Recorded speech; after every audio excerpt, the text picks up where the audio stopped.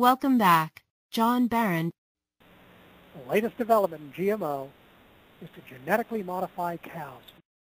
There are actually a couple of experiments that have been done. The first one was to try and produce a milk that's free of allergens.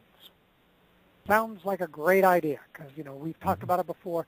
In fact, today we'll talk about again some of the problems with dairy, but the fact that it is an extremely high allergen food has to be labeled. If you have dairy on your foods, the FDA requires you to list it as an allergen. The announcement came, it's actually out of New Zealand, where scientists were playing around and tinkering with cloned cows, no less.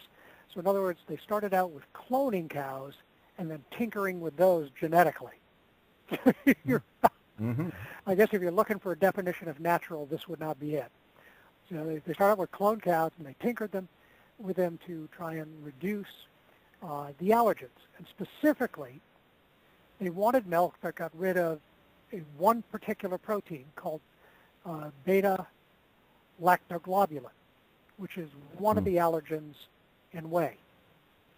And it's actually a form that's known to cause allergic reactions in about 3 out of every 100 babies.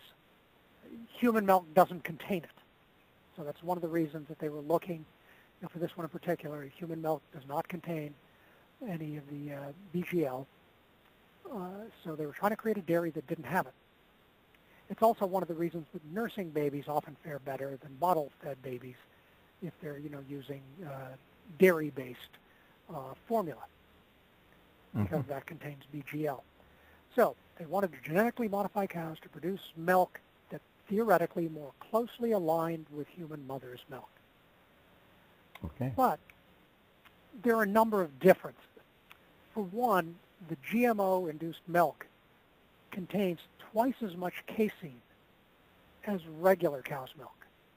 So they got rid of the BGL, but it doubled the amount of casein. Is that a problem? Well, casein from a commercial point of view is it's a big positive. In terms of dairy economics, it's the most profitable part of the milk for the people who make products out of milk. However, casein can cause severe allergic reactions, including anaphylactic shock in those with extreme sensitivities. Casein is one of the highest allergens there is in milk.